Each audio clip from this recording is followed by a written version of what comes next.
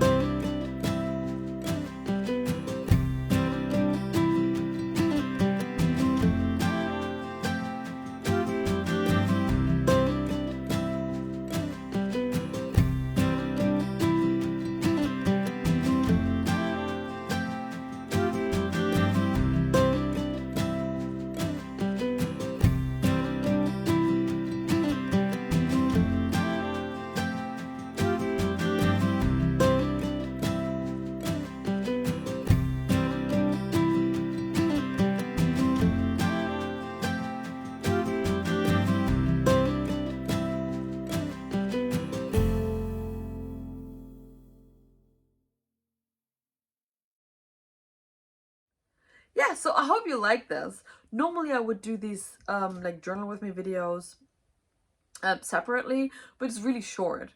And kind of there was no use in uploading like a 2-3 minute video. So I just put it in here. But as you can see, this only has 3 books, so I think we're going to go through this pretty quickly.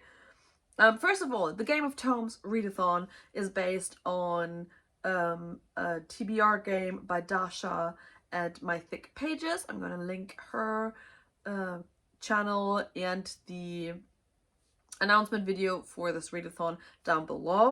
This round was only a 2-week long introduction to the journey we're taking through wanted to say through Winterfell, but that's not real, through the 7 kingdoms. So as you could tell before in my journal with me, I chose the Stark path. I will always be a Stark girl, always a North girl. And yeah, I think the first prompt is the same for everyone, and that was an anticipated release. I didn't have anything that came out close to this readathon that I wanted to read at the time, so I had to kind of bend it a little bit, and I chose to read Trail of Lightning by Rebecca Roanhorse. This was an anticipated release, like when it first came out. I heard people talk about this and I'm like, oh, okay, this sounds fine, and I bought it right away. Never got around to reading it. This is a dystopian, like post-apocalyptic dystopian, indigenous fantasy. Like, I would say sci-fi, but it feels more like a fantasy. We follow what's her name? Maggie,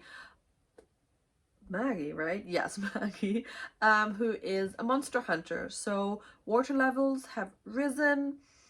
Everything is kind of in chaos, but the indigenous lands are flourishing now, but the monsters from their mythology are kind of like on the loose.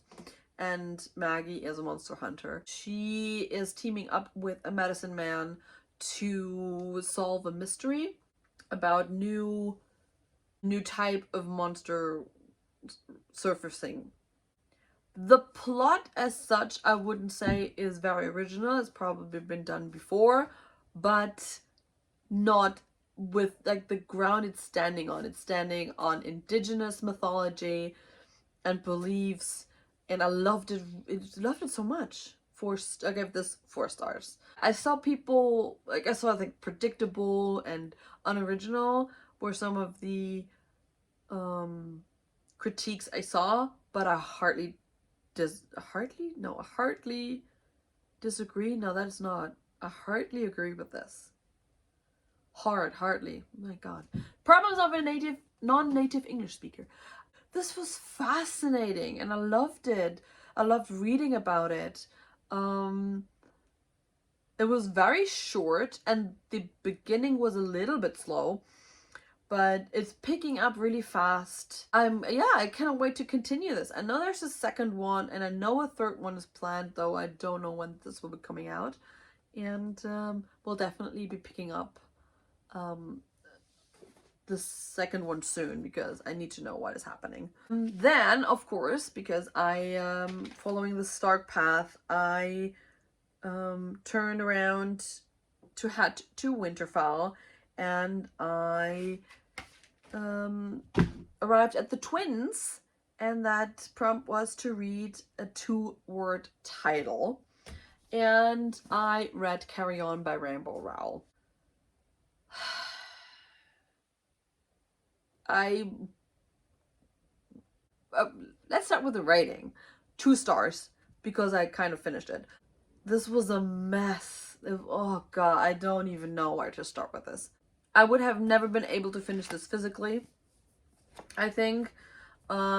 This does absolutely not work without any context. Which is fine. You know, everyone who read this knew what we're getting. It is a very meta kind of story related to another book of Rainbow Rowell's, Fangirl, I think. But even with this in mind, even with the context, I knew the context, I know where this is coming from, I know what this is based on, it's not working. So first of all, I see people critiquing this as biphobic. Would agree with that. The main character, Simon, had a girlfriend, but it's in the synopsis, it's not like spoiler or anything, but he has a girlfriend who breaks up with him, and then, of course, because this is LGBTQ,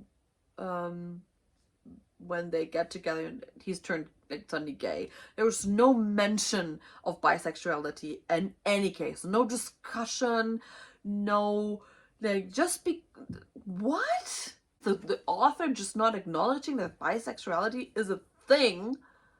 Like, you can't have a girlfriend and then realize you have feelings for this man. That doesn't make you gay. That makes you bisexual. I can't. Then, I've read people like, oh, they're so cute and it's so fluffy. No, they hate each other. Baz is constantly shitting on him, and it's twisted to be because he's so in love that he's like mean to him. That's not how this works, guys. Okay? No. The side characters were bland. Like, I cannot tell you. No.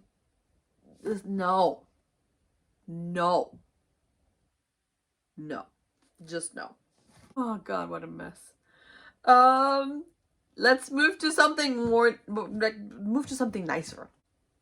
So yeah, I went through the twins. It was a struggle, but I passed them. Yay. And I arrived at Winterfell. And that was to read a book with a wintry vibe. So now I read A Very Henry Christmas, which is a short story. It's like 50 pages, like taking place after The Weight of It All, which I read in the beginning of the year. And I wanted something short, I wanted something cute, I wanted something Christmassy, so I read this, forgetting that it takes place in Australia, so it was not very wintry, but it was Christmassy, so I'm counting it. Oh, anyhow, it's Christmas. It's Christmas, and Christmas for me is wintry, so I'm gonna count it. But it was just Christmas dinner. Henry being Henry and Reed being Reed, and some smutty scenes. It was fluffy. It was cute. There's nothing more to say to this. So if you have read The Weight of It All, highly recommend you just pick this up too, because I love these two together.